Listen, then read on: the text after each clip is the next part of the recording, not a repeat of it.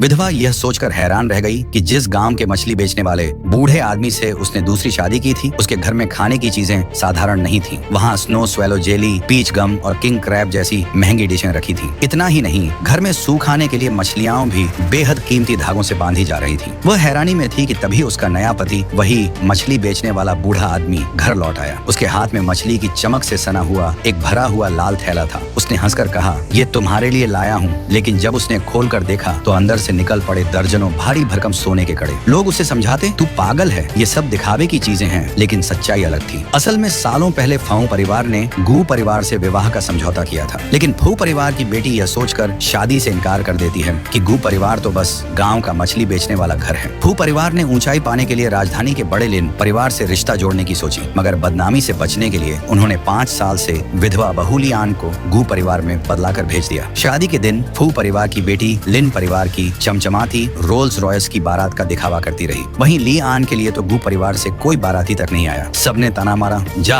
अपने उस गांव वाले बदबूदार मछली बेचने वाले के साथ। आंसू रोकते हुए लियान गाड़ी में बैठ गई। लेकिन गू परिवार पहुंचते ही उसके जीवन में चमत्कार हो गया। सास ने उसे बड़े प्यार से गले लगाया और पहले से ही शाही दावत तैयार रखी थी, जिसमें स्नो स्वेलो जेली, पीच गम, किंग क्रैब सब मौजूद थे। फिर गू परिवार का बेटा गू यिंगछुआन आया। उसने कहा, मुझे नहीं पता तुम्हें क्या पसंद है, तो यूं ही कुछ ले आया हूँ। और उसने उसे एक भरा हुआ लाल थैला पकड़ा दिया। खोलकर देखा तो अंदर थे ढेर सारे सोने के कड़े। लेकिन सास ने डांट दिया, ये कैसी घटिया चीजें ले आए हो। लियान हैरान रह गई। एक थैला सोना भी इनको घटिया लगता है। अगले ही पल गू यिंगछुआन ने एक डिब्बा खोला जिसमें हीरे जड़े हुए थे और विनम्रता से बोला, हम गांव वाले हैं, शर्तें अच्छी नहीं हैं, रोमांस समझते नहीं, तुम्हें बुरा तो नहीं लगा। लियान सोच में पड़ गई, क्या ये सच में सिर्फ मछली बेचने वाला घर है। लेकिन सास ने हंसकर कहा, हाँ, हम पीढ़ियों से पालन पोषण का काम करते हैं, बस हम थोड़े सीधे साधे हैं। सच जानने के लिए लियान गू यिंगछुआन के साथ उनके फार्म देखने गई। वहाँ फैले हुए थे विशाल मुर्गी फार्म, स्वर फार्म और मछली फार्म। गू यिंगछुआन ने सहजता से कहा, 80% पालन क्षेत्र हमारे परिवार के पास है। इस साल हालात खराब थे, इसलिए बस 100 अरब कमा पाए। फिर उसने कई बैंक कार्ड निकाल कर कहा, ये कुछ अरब तुम जेब खर्च के लिए रख लो, जरूरत हो तो और बताना। लियान तो जैसे सोने के खजाने में गिर पड़ी। दूसरी ओर फऊ परिवार की बेटी, जो लिन परिवार में ब्याही गई थी, वहाँ रोज अपमान और तानों का सामना करती। लिन परिवार के बुजुर्ग उसे दबा कर रखते, जरा सी गलती पर डांटते और अपने हितों के लिए धमकाते। वानहुआ चैम्बर ऑफ कॉमर्स की बैठक वाले दिन लियान अपने पति के कहने पर बाहर इंतजार कर रही थी। वहीं उसकी मुलाकात फऊ परिवार की बेटी और लिन परिवार से हुई। उन्होंने लियान का मजाक उड़ाया, ये गांव की औरत यहाँ क्या कर रही है, जरूर चोरी करने आई होगी। और बिना उसकी इजाजत के उसे बदनाम करने के लिए तलाशी लेने पर अड़ गए, क्योंकि उनके हिसाब से जिसके पास पैसा है वही सब कर सकता है। पार्ट 2 देखने के लिए चैनल को सब्सक्राइब जरूर करें।